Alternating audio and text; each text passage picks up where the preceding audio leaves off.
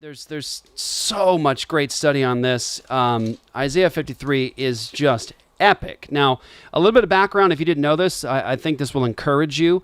There was a time where people used to allege that Isaiah 53, a book written about 700 years before Jesus in his ministry, people used to allege that that's probably an interpolation, like somebody put that in the text, because that's clearly Jesus. So, in other words, someone put that into the text after the time of Jesus to put all the story of Jesus into Isaiah, pretend like that it was pre-Christ, all of that. People used to try to make those arguments. It has happened in history. People would try to say, that's clearly Jesus, it's obviously Jesus. Someone added that, right? That got added to the text later. That's not from the original Isaiah.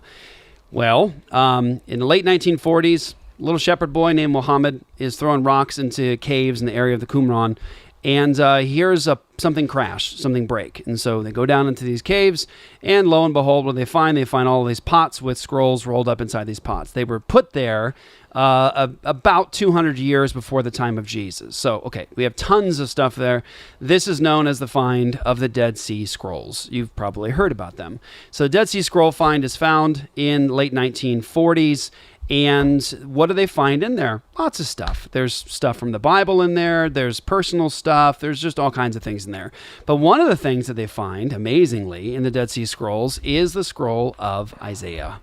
And amazingly, it's an entire scroll of the book of Isaiah.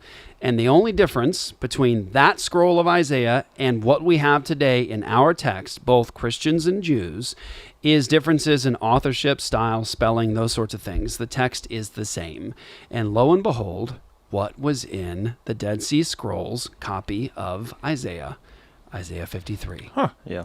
Isaiah 53. Which you said predates Christ by about 200 years. So who slipped in there and put amazingly that in that jar? So all those arguments before, that's an interpolation. Someone added that after the fact. It's like, well, okay, you're going to have to deal with Dead Sea Scrolls now, Isaiah 53. And of course, you guys have all heard the rumors and the stories about Jewish people avoiding Isaiah 53 because it's too controversial. Well, yeah. Yeah, I can see why. I mean, when you read Isaiah 53, it's very clear who it is. Isaiah chapter 53. Who hath believed our report? And to whom is the arm of the Lord revealed? For he shall grow up before him as a tender plant, and as a root out of a dry ground. He hath no form nor comeliness, and when we shall see him, there is no beauty that we should desire him. He is despised and rejected of men, a man of sorrows, and acquainted with grief, and we hid as it were our faces from him. He was despised, and we esteemed him not. Surely he hath borne our griefs, and carried our sorrows, yet we did esteem him stricken, smitten of God, and afflicted. But he was wounded for our transgressions, he was bruised for our iniquities, the chastisement of our peace was upon him, and with his stripes we are healed. All we like sheep have gone astray, we have turned every one to his own way, and the Lord hath laid on him the iniquity of us all. He was oppressed, and he was afflicted, yet he opened not his mouth. He is brought as a lamb to the slaughter, and as a sheep before her shearers is dumb, so he openeth not his mouth. He was taken from prison and from judgment, and who shall declare his generation? For he was cut off out of the land of the living, for the transgression of my people was he stricken. And he made his grave with the wicked, and with the rich in his death, because he had done no violence, neither was any deceit in his mouth. Yet it pleased the Lord to bruise him, he hath put him to grief.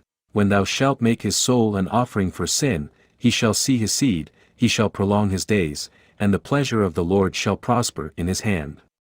He shall see of the travail of his soul, and shall be satisfied. By his knowledge shall my righteous servant justify many, for he shall bear their iniquities.